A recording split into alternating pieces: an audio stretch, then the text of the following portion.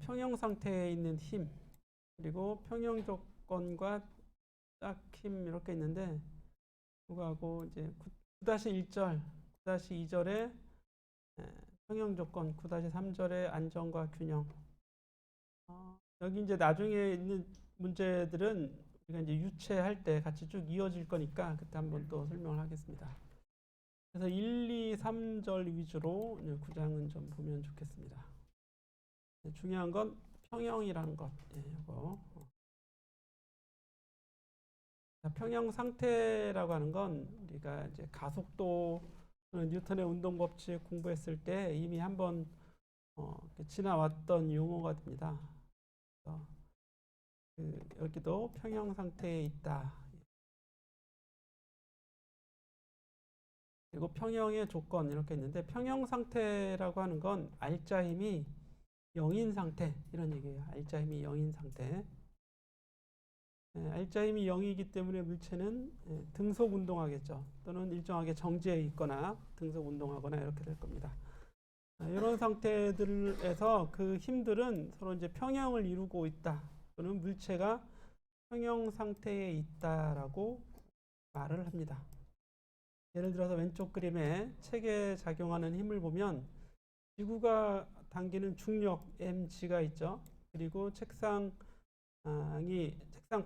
바닥에 떠받치는 수직 항력 Fn이 있어요. 이 두 개의 힘의 크기가 서로 같습니다. 반대 방향으로 작용하는 힘의 크기가 같으면 그 알짜 힘은 0이 되겠고, 따라서 물체는 평형 상태에 있다라고 말을 할 수 있습니다. 물론 이 책이겠죠. 이건 우리가 이미 공부를 다 했던 거예요. 그래서 쭉 내려가면 이렇게 X축 방향, Y, Z축 방향의 힘의 들도 각 축에서도 다 제로가 돼야겠죠. 그런데 여기에 우리는 이제 토크까지 적용을 합니다. 토크와 관성 모멘트 사이의 관계, 토크 타우는 I 알파가 있었죠. 이건 이제 회전이 되는데 제가 이미 회전에서 공부했었잖아요. 그런데 이제 시험 범위에 넣지를 않아서 여러분들이 열심히 또 안 했을 수 있어요. F는 ma 대신 회전에서는 그와 대응되는 타우는 I 알파라는 식을 쓰게 되는데, 이때 이 타우는 알짜 토크입니다. 어떤 물체에 가해지는 알짜 토크가 0이 되면 이때는 이제 회전의 평형까지 이루어진 거죠. 이걸 교재에서는 평형의 제2조건이라고 했습니다. 첫 번째 조건은 병진 운동을 일으키는 힘에 대한 평형을 얘기하는 거고, 두 번째 평형의 제2조건은 회전 가속, 각가속도죠. 알파를 만들어내는 토크가 아예 0이게 되면, 합토크 또는 알짜 토크가 0이면 그때는 각가속도가 0이 되겠죠. 알짜 토크는 0이 되고 토크의 합이 이제 0이 되는 거죠. 이랬을 때 회전에 관한 평형까지 우리는 평형의 제2조건 이렇게 얘기하게 되는 겁니다. 그래서 이제 완전한 조금 더 일반적인 평형 조건을 이제 얘기를 하고 있죠. 모든 알짜 힘이 0이 되는 거고 알짜 토크도 0이 되는 조건을 얘기하게 되는 거예요. 예제 문제를 풀어보겠습니다. 다이빙 선수의 평형인데, 그림에 보면 다이빙 선수가 이렇게 이제 다이빙대 위에 이렇게 올라가 있죠. 그래서 이제 막 시작하려고 하는 거죠. 다이빙을 시작하려고. 그때 이제 무게가 530뉴턴이고 보드의 다이빙 보드의 길이가 3.9m입니다. 오른쪽 끝에 서 있고 왼쪽 끝은 고정이 돼 있어야겠죠. 왼쪽 끝은 고정이 돼 있고 1.4m 되는 곳에 지뢰 받침이 놓여 있습니다. 그때 F1과 F2를 구하는 거예요. 그림으로 보면 여기 왼쪽 끝이, 그림에서는 조금 오른쪽 이렇게 와 있는 것 같은데 왼쪽 끝이라고 합시다. 왼쪽 끝이 볼트에 고정돼서, 그리고 중간에 1.4m 되는 지점이죠. 끝으로부터 1.4m 되는 지점에 받침대가 이렇게 여기 지뢰 받침대가 있고, 사람이 오른쪽 끝에 올라가서 이제 반동을 주면서 이렇게 점프를 하게 되는 거겠지. 그때 사람이 있는 또는 이 전체 길이, 보드의 길이가 이제 3.9m라고 주어져 있을 때 F1과 F2를 구하는데 F1은 이 그림을 오른쪽 그림으로 가보겠습니다. F1은 이 축에 보드를 고정하고 있는 이 축에 작용하는 힘이 되는 거예요. 즉 볼트가 꽉 잡고 있는 거죠. 이 보드를. 그리고 중간에는 여기 이제 받침대가 이렇게 있어서 받침대가 이 보드를 떠받치는 힘이 됩니다. 그래서 볼트는 왼쪽을 아래로 당겨야 되고, 그렇죠? 중간에서 칠의 받침대는 보드를 위로 이렇게 밀고 있겠죠. F1과 F2를 지금 몰라요. 이 크기를 구하는 건데, 오른쪽 끝에는 사람이 이렇게 서 있기 때문에, 사람이 서 있으면 사람이 여기를 누르게 되겠죠. 그 무게만큼. 그죠? 그래서 FG는 이미 주어져 있는 겁니다. 문제에서. FG는, 여기 얼마로 주어져 있었죠? 사람의 무게가 530N이라고 그랬죠? 이게 이제 530N이 되는 거죠. 그래서 FG, 여기에 G는 530을 써주면 되겠습니다. 530. 써주면 되죠. 자, 이때 이 평형 조건을 대입을 해서 지금 정지하고 있으니까 이 보드가 평형이 돼 있는 거죠. 보드. 이것도 역시 강체입니다. 그렇죠? 그러니까 이제 회전해서 이렇게 이제 회전할 수 있는 물체들은 다 거의 대부분 강체인 경우 해석을 하게 되죠. 강체에 작용하는 힘을 구해야 이 F1, F2를 구할 수 있을 건데, 첫 번째 힘의 평형 조건에 의해서 어디 있어요? 여기 위에 해설에 나와 있죠. 마이너스 F1 더하기 F2 더하기 마이너스 FG. 이게 이제 Y축 방향의 R자 힘이 되는 거지. 모든 힘들의 합. 그렇죠? 그림에 보면 F1은 아래 방향이니까 이제 벡터로 표현하면 마이너스 F1이 되겠고요. F2는 위쪽이니까 플러스 F2가 되는 거고, FG도 아래쪽 방향이죠. 사람이 보드에 가하는 힘이죠. 그래서 마이너스 530 써주면 돼요. 이게 Y축 방향의 R자 힘이 되는 거죠. 이렇게 구할 수 있겠죠. 그런데 합력이 0이 돼야 평형이에요. 알 수 있어요. 그렇죠? 구호를 헷갈릴 일은 없겠지.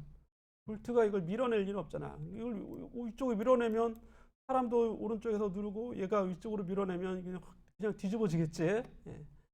그러니까 위쪽 방향은 아니라는 걸 알 수 있습니다. 자, 그런데 F1, F2 둘 다 모르기 때문에 이 식 하나만 가지고는 이 값들을, 힘의 값들을 구해낼 수 없어요. 이때는 이제 토크에 대한 평형을 써야 됩니다. R자 토크를 구해야 되는데, 토크는 항상 기준 점을 알아야 되죠. 어느 점으로부터 그 힘까지의 거리인지 점을 알아야 돼요. 그래서 이 그림에서 왼쪽에 끝을 이렇게 검게 칠해 놓은 건 나는 이 점을 기준으로 토크를 구하겠다 이런 얘기입니다. 토크의 기준점은 임의의 점으로 정하면 되는 겁니다. 아무 점이나 정해도 상관없어요. 자, 그런데 왼쪽 끝을 정했다는 건 이 F1이나 F2가 작용하는 점 중에서 하나로 삼은 거예요. F1이 작용하는 점이 이 점이잖아요. 그렇죠? 그럼 이 점을 기준으로 F1에 의한 토크를 구하고 F2에 의한 토크를 구하고 FG에 의한 토크를 구해주면 되는데, F1은 이 점을 지나가기 때문에 토크를 만들지 못하죠. F2가 토크를 만들 수 있습니다. F2에까지의 거리가 이게 8이죠. 8. 모멘트 8이라고 했던 1.4가 돼요. 그래서 이 길이 곱하기 이 힘 L2 F2죠. L2 F2. 그걸 여기에 써준 겁니다. L2 F2. 그리고 FG가 만드는 토크는 FG까지의 거리 L1이죠. L1 곱하기 FG가 되겠죠. 여기 L1 곱하기 FG를 써준 거예요. 그런데 이 중심점에 대해서 또는 이 축을 지나는 점에 대해서 F2는 이걸 이제 반시계 방향으로 회전시키려고 하는 토크를 만들어내고, FG는 이 보드를 시계 방향으로 회전시키기 위한 힘에 의한 토크가 되겠죠. 그래서 반시계 방향을 플러스 시계 방향 힘에 의한 토크를 마이너스라고 이제 쓴 겁니다.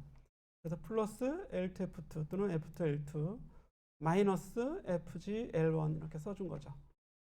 두 개의 힘에 의한 토크가 이제 0이 되겠죠. 그래서 그럼 식이 하나 더 나오게 되는 겁니다. 그래서 이 식이 이제 두 번째 식이 되는 거고, 처음에 힘의 평형식이 여기 이제 첫 번째 식이 돼서 이 두 개의 식을 연립해서 풀면 F1, F2를 구할 수 있는데 여기서 이 식에 의해서 바로 F2가 구해지죠. 두 번째 식에 의해서 F2가 구해집니다. 그럼 1480N이 나오고 첫 번째 식에 대입하면 F1도 구해지겠죠. F1을 구했더니 950이 나온다 이런 얘기예요. 이렇게 해서 구해주면 되겠습니다. F1과 Fg, F2도 구할 수 있겠죠. F2 구하는 거지. F1 구하고 F2 구하고 F1 다 구한 거지. 이건 주어져 있던 거고 문제에. 이런 식의 이제 문제가 나오게 되는 겁니다. 자주 이런 문제는 자주 나오니까 좀 알아두시고 예제 9-2번과 같은 건 이미 앞에서 이제 공부했던 거예요. 이건 굳이 토크를 여기에 적용할 필요는 없습니다. F1, F2, Fg 도해서 0이 나오게 평형이 되는 거기 때문에 일단은 F1만 위쪽 방향의 F1y 그리고 가로축 방향의 F1x 이거만 이제 구해서 분해해서 힘의 평형만 적용하면 돼요. 여기서는 토크를 구할 필요가 없습니다. 구하지 않아도 그냥 답이 나오니까 그죠? F2를 구하면 1130이 나온다. 그리고 먼저 F1 먼저 구한 거죠. F1 먼저 구하고 힘의 평형식에 집어넣어서 F2까지 구해지면 돼요. 세 번째 예제가 계속 나오는데 이 1번하고 특히 3번 1번, 3번 예제가 중요합니다. 이건 시험에서도 그대로 출제를 할 거예요. 이두박근이 미치는 힘 그랬는데 이두박근이 힘을 가하는 거겠죠. 질량 5kg인 물체를 손으로 들고 있습니다. 이 볼링공이나 아니면 쇠구슬 같아요. 그죠? kg의 사과는 아닐 거고 손으로 들고 있습니다. 다음에 각 경우 이두박근이 미치는 힘은 얼마인가? 이두박근은 요게 이두박근이죠. 이게 그죠? 이두박근 또는 그냥 여기서 근육이라고 표현한 거. 그림과 같이 팔을 수평으로 뻗치고 있을 경우와 그림 B와 같이 45도의 각으로 이렇게 아래를 늘어뜨려 놨을 때 이 근육 F 근육을 구하는 거죠. F 근육. 자, 그런데 조건이 있는데 이 근육이 아래팔 뼈에 붙어 있는 부분은 왼쪽 끝으로부터 5cm인 것입니다. 요 거리가 확대를 해볼까요? 이게 5cm라는 얘기예요. 그러면 이렇게 이제 근육이 힘을 가하고 있는 거고, 다음으로 아래팔 뼈는 실제 사람 뼈는 이게 두 개죠, 그죠? 두 개가 붙어 있어요. 여기 이렇게 붙어 있고 여기 아랫뼈 받쳐주는 아랫뼈도 있는데 그냥 하나 통뼈라고 생각을 하겠습니다. 통뼈. 뼈는 이렇게 두 개가 이렇게 있는 거고 근육이 어깨를 이렇게 당겨주고 있는 거죠. 그래야만 우리가 손을 위로 이렇게 끌어당겨 이렇게 올릴 수 있잖아요. 이렇게 올리는 거, 그죠? 열심히들 근육 키우는 훈련들 하고 연습들 하고 운동들 하잖아요, 그죠? 자, 그런데 오른쪽 끝에까지의 거리는 35cm이고 팔에 질량 중심이 있는 거 봐요. 질량 중심이 15cm 떨어져 있다고 합니다. 그리고 팔의 무게도 있어요. 팔의 무게가 2kg이에요. 질량이. 중력과 속도를 곱하면 이제 mg가 돼서 무게가 되겠다 이런 얘기입니다. 이거를 이제 간단한 그림으로 좀 그려보면 이렇게 그릴 수 있는 거죠. 이렇게 그릴 수 있고 여기에 이제 가해주는 힘을 빨간색으로 그려보겠습니다. 여기서는 이 다이빙 보드처럼 아래팔 뼈가 중요한 거예요. 아래팔 뼈. 그럼 이 아래팔 뼈에 가해주는 힘은 일단 이 위아래로 되어 있는 위쪽 팔뼈가 이 아래쪽 팔뼈를 이렇게 누르겠죠. 이렇게 누릅니다. 그죠? 누르는 힘. 그리고 근육으로는 이렇게 당기겠지. 그리고 팔에 이 쇠구슬? 얘가 누르는 힘이 오지가 이렇게 있겠죠. 오지. 질량 곱하기 중력과 속도가 되는 거고 이게 F 책에서는 이제 근육이라고 나와 있는 거고 이건 위팔뼈가 누르는 F 관절, 그죠? F 관절, 이 관절점에 이걸 F 관절이라고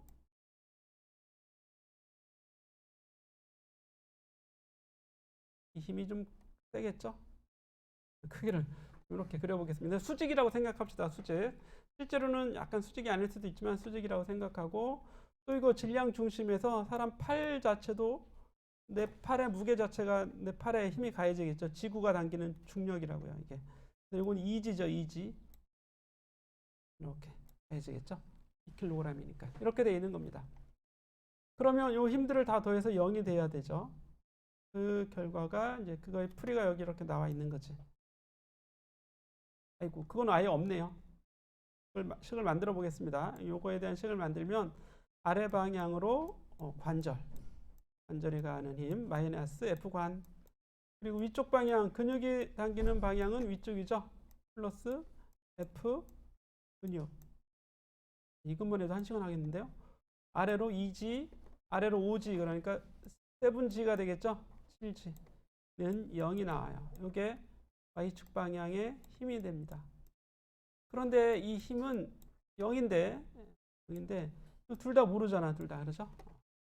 그래서 교재에서는 토크의 평형의 제2조건을 적용하는데 기준점을 항상 잡아야 되죠. 기준점을 어디로 잡았냐면, 그래서 모르는 힘이 F관이나 F근육이 모르잖아요. 그럼 이 둘 중에 하나의 점, 요 힘이 작용하는 점, 그러니까 왼쪽 끝이거나 또는 근육이 붙어있는 이 점을 기준으로 잡아야 됩니다. 책에서는 어디를 기준으로 했다 이렇게 나오겠죠. 그래서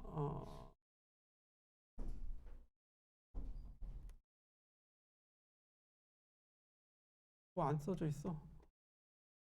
여기 F 관절을 잡았네요. 그죠? F 관절은 축점이 되므로, 그래서 축점을 기준으로 잡았다는 얘기입니다. 그러면 근육까지, F 근육까지의 거리는 5cm, 2kg의 팔의 무게중심까지의 거리는 0.15m, 5kg인 물체까지의 거리는 0.35m라고 주어져 있었어요. 그렇죠?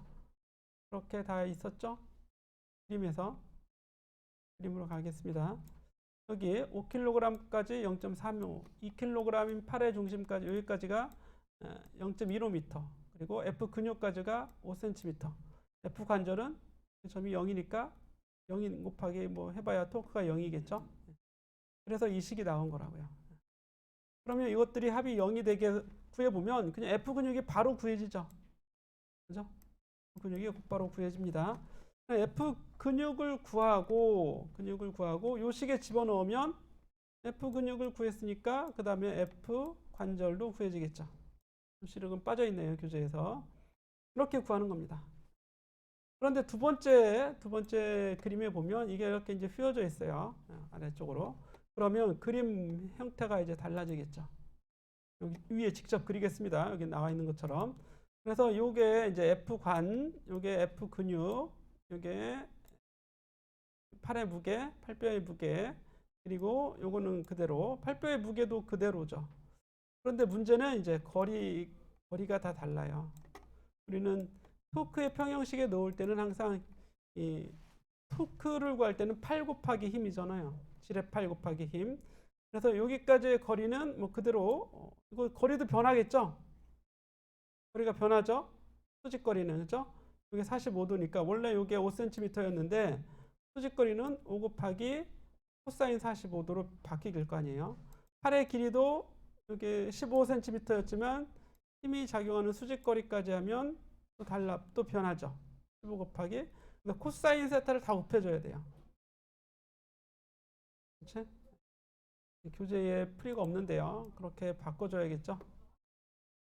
식을 다시 쓰면 F 근육, 이때 근육의 방향이 살짝 바뀐 것 같긴 한데 그냥 수직이라고 생각하고 여기다 코사인 45도씩을 다 곱해줘야 됩니다. 사인 45도나 코사인 45도나 같겠죠? 여기에도 사인 45도, 여기에도 사인 45도, 여기에도 사인 45도를 다 그대로 곱해줘야 돼요.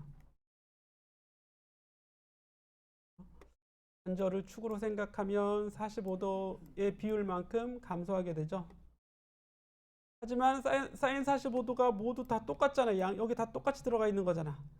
그러면 사인 45도로 나눈 값도 요 식이 그대로 되겠죠. 그래서 F 근육은 변하지 않는다 이런 얘기예요.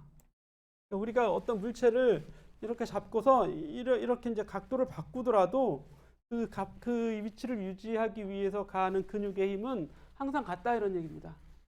들어 올리거나 뭐 내리거나 변하지 않는다 이런 얘기죠. 이렇게 해서 정리를 하시고 첫 번째 이 A번에서 문제 요거에 좀 집중을 하면 되겠죠. 이렇게 되더라도 사실은 또 식은 모양 같지만 예. 자 그리고 이제 짝힘은 하지 않겠습니다. 넘어가고 안정과 균형 그랬는데 A, B, C번은 다 안정된 상태예요. 이렇게 다 멈춰 있을 수 있잖아요. 그죠? 잘 세워두면 원뿔 기둥? 아니 그냥 원뿔이죠. 원뿔. 이렇게 놔도 멈춰 있을 수 있고 이렇게 놔도 멈춰 있을 수 있고 근데 이렇게 놓으면 아주 정말 잘 놓으면 멈춰 있을 수 있습니다. 그죠? 하지만 이제 살짝 바람만 불어도 한쪽으로 이제 넘어지겠지. 그래서 A와 C는 안정된 평형입니다. 안정된 평형. 하지만 B는 평형이긴 하지만 불안정이죠. 좌우가 조금이라도 이제 차이가 나기 시작하면 그때는 이제 넘어지게 되는 거니까요. 가속이 된다 이런 얘기입니다. A와 C는 뭐 이렇게 가속이 되진 않아요. 물론 C 같은 경우에는 이렇게 이 굴러가는 방향으로 힘을 주면 그때는 굴러갈 수는 있죠. 그죠? 예. A는 아예 완전하게 평형인 거고 B는 굴러가는 걸 제외하자면 C도 평형이죠. 하지만 B는 평형이 아닙니다. 평형이긴 하지만 불안정한 평형이다. 그래서 안정한 평형 상태와 불안정한 평형 상태가 있다. C는 굴러가는 걸 빼고는 안정한 평형이죠. 그래서 중립적 평형이라는 건 한쪽으로는 안정한 평형이고 한쪽으로는 불안정한 평형이다. 뭐 이런 상태라고 보면 되겠습니다. 이거는 기억하지 않아도 되고 여기 안정이냐 불안정이냐 이걸 좀 기억을 하면 되겠습니다. 그래서 이 B와 같은 거 이게 이제 불안정 평형인 거죠. 하지만 A는 안정된 평형입니다. 약간 움직인다 하더라도 다시 그 점을 계속 지나갈 거 아니에요. 이 점을 향해서 평행점을 향해서 계속 진동하겠죠. 얘는 평형이긴 하지만 이게 넘어지기 시작하면 진동하진 않죠. 다시 돌아오지 않습니다. 그죠? 그냥 넘어져서 끝나는 거지. B가 불안정 평형, A가 안정 평형 이렇게. 용어들만 잘 기억을 하시면 되고 9-4절의 물질의 상태, 고체, 액체, 기체 여기 플라즈마라는 것도 넣을 수 있다. 이 정도만 알면 됩니다. 자, 그리고 넘어가겠습니다. 하고 9-5절 여기 뭐 암흑물질 그랬는데 이 암흑물질은 아직은 이론이에요. 그죠? 그래서 이거는 주장하는 사람이 많을 뿐이지 정설은 아닙니다. 그죠? 정설이라고 하는 건 증명된 건데 증명된 게 아니에요. 증명하려고 노력하는 거죠. 요즘 뭐 보면 암흑물질을 찾기 위한 연구가 엄청나게 진행이 되는데 아직 못 찾았어요. 나는 개인적으로 암흑물질은 없다고 생각을 해요. 이런 사람들이 점점 요즘에 다시 많아지고 있습니다. 암흑 에너지는 모르겠어요. 암흑 에너지는 어떠한 형태로 에너지가 있을 수는 있는데 그게 꼭 암흑물질의 암흑 에너지로 있다라기보다는 다양한 형태로 아마 있을 수도 있을 것 같아요. 여기는 뭐 그냥 소설같이 아니면 이런 주장이다 이런 쪽으로 연구를 많이 하고 있다 이렇게 알아두시면 되고 밀도와 비중 밀도는 알아둬야겠죠. 밀도는 그 물질의 부피분의 질량이죠. 밀도는 부피분의 질량. 그래서 그리스 문자 로로 밀도를 많이 표현합니다. 그리스 문자 로 이게 로가 되겠죠. 구가 아니에요. 예.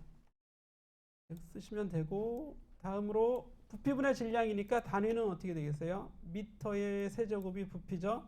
질량의 단위는 킬로그램이죠. 그래서 킬로그램 퍼 미터의 세제곱 써주면 되겠습니다.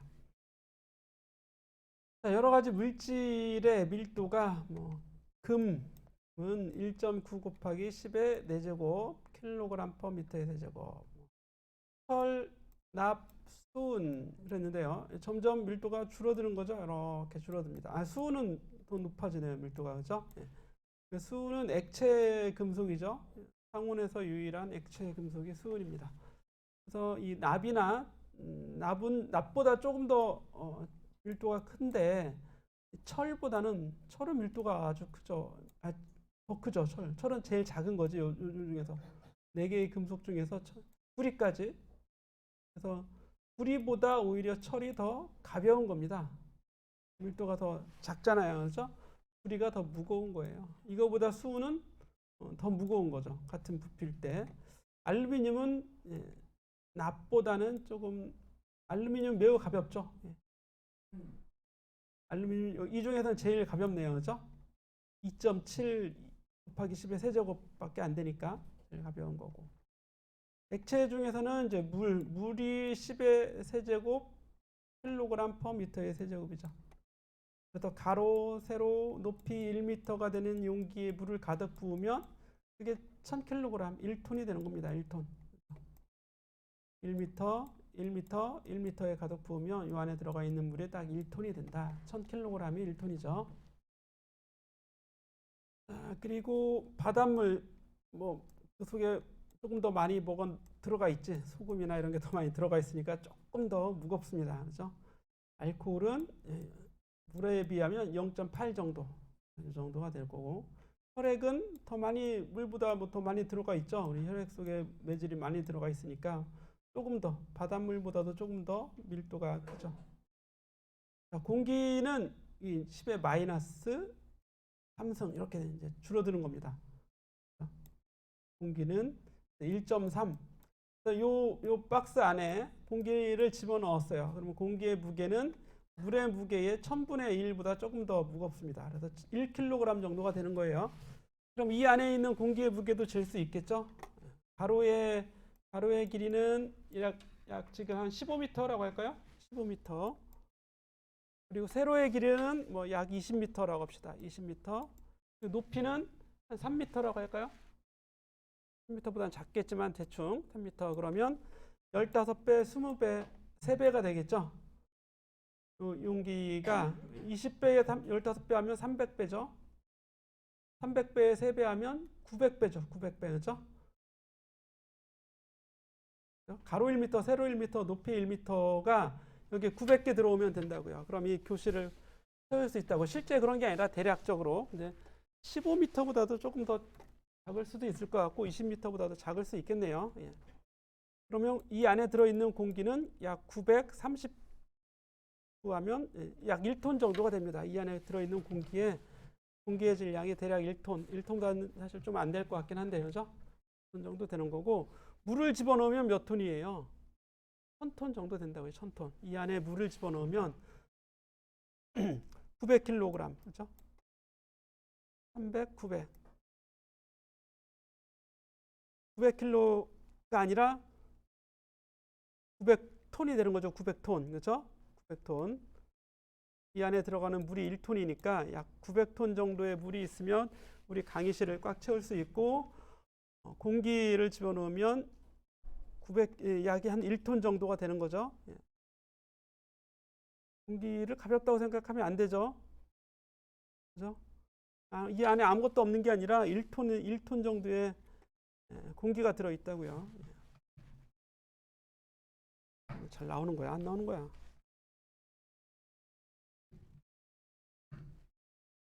네, 나오네요. 네. 그렇습니다. 그래서 이제 물론 수소나 이런 것들은 매우 가벼운 거지 공기에 비하면 10분의 1 정도로 가볍습니다. 10분의 1 이상. 그리고 이제 우주로 나가면 수소가 이제 매우 희박하게 거의 수소들만 있죠. 하지만 그게 그렇게 가벼운 건 아닙니다. 그렇죠? 우리가 우주는 텅 비어 있다 이렇게 생각하지만 그렇게 가벼운 게 아니라 광활하잖아. 우주의 넓이가 부피가 그죠? 끝이 없이 광활한데 그 안에 아주 희박한 수소가 들어있다고 치더라도 그 질량은 엄청나겠죠. 자, 이렇게 해서 가시고 비중이라고 하는 게 있는데 비중은 물에 대한 밀도의 비예요. 그러니까 물은 기준으로 보자면 물의 밀도가 이만큼 되니까 물의 비중은 1이죠. 물의 비중이 1이 되는 거고 여기 구리의 비중은 8.9가 되겠고 금의 비중은 19 되겠고 철의 비중은 7.8이 되겠죠. 물을 기준으로 한 다른 물질들의 이 밀도의 비를 비중이라고 합니다. 자, 그래서 이제 알루미늄의 밀도는 2.7g, 주로 이제 또 그램 퍼 세제곱 센티미터를 또 많이 쓰기도 하죠. 킬로그램 퍼 미터의 세제곱 대신에 이런 그램 단위를 많이 쓰기도 합니다. 알루미늄의 물의 밀도는 1이잖아요. 1g 퍼 세제곱 센티미터. 알루미늄의 밀도는 물의 2.7배죠. 비중이 2.7이 되는 겁니다. 상대 밀도라고도 하고 비중이라고 주로 얘기를 하게 되죠. 이제 9.4번 풀고 좀 쉬어보겠습니다. 가짜로 의심되는 금팔찌. 반짝이는 거에 이제 약간 눈이 멀면 이제 노란색, 아까 실험할 때처럼 이 금인지 은인지 동인지, 올림픽 아까 메달 색깔 그랬는데 동이라고 해서 이게 이렇게 싸지 않습니다. 가격이, 그죠? 예, 굴이 엄청 비싸죠. 은은 더 비싸고 금인 더 비싸죠. 예. 금색, 은색, 동색 다 알겠죠? 예. 금은 이제 금반지. 은은 반짝반짝 빛나는 은색, 그죠? 동은 아까 봤던 그 구리, 그런 색이 됩니다. 질량이 50g인 팔찌가 순금이 아닌 도금된 납일지도 모른다고 의심을 받고 있어요. 팔찌를 물이 가득 찬 컵에 떨어뜨렸더니 4세제곱 센티미터의 물이 흘러 넘쳤습니다. 이 팔찌는 순금인가 아닌가? 물에 넣어서 이만큼 이제 흘러났다는 얘기는 그 물에 넣은 이 팔찌의 부피가 이만큼이라는 얘기죠. 그 부피만큼 물이 흘러나올 테니까. 물론 이제 가득 찬 컵에 물의 표면 정력을 무시하고 팔찌를 넣어도 물이 넘치진 않습니다. 그죠? 표면 정력 때문에 더 이제 위에 볼록하게 이렇게 나오지. 근데 넘쳤다고 가정을 하자, 이런 얘기죠. 그럼 밀도는 부피분의 질량이니까 구해보면 12.5가 나오네요. 그런데 금의 밀도는 19가 돼야 되는데 12.5가 나왔다는 얘기는 순금이 아니란 얘기겠지. 순수한 금은 아니란 얘기입니다. 순금이 아니다. 그래서 이거 가지고 누구지? 아르키메데스, 그렇죠?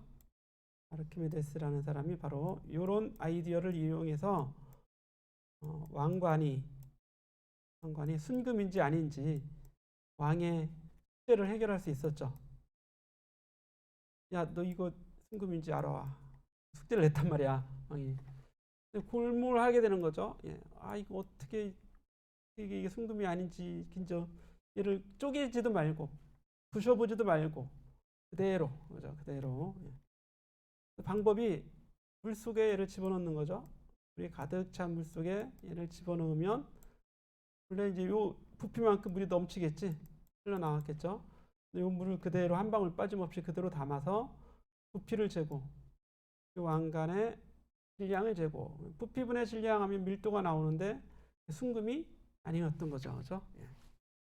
물론 밀도를 쟀는데 이 밀도가 19가 나와도 순금이라고 장담할 수는 없어요. 평균적인 밀도가 그런 거지 전체 밀도는 알 수 없으니까, 그렇죠? 예. 그래서 순금이 아닌 것만 확인하는 거지 순금인 걸 확인할 수는 없다. 확인할 수는 없죠. 예. 순금인 걸 확인하려면 얘를 떼서 우리 분석소로 보내야겠지. 분석소로 보내서 이 금이 순금인지 또는 몇 %짜리 금인지 순도를 의뢰하는 수밖에 없습니다. 그리고 왕관 전체를 보내서 모든 물질이 같은 물질로 되어 있는지 또 의뢰를 해야겠지. 이제 복잡한 거예요. 자, 물질의 탄성도, 탄성은 해야겠죠. 오늘 여러분들이 탄성률 공부했잖아. 탄성률. 이거 실험한 거죠. 쉬었다가 탄성률에 대한 얘기하고 10장을 다 할 수도 없습니다. 너무 많아서. 쉬었다 하겠습니다.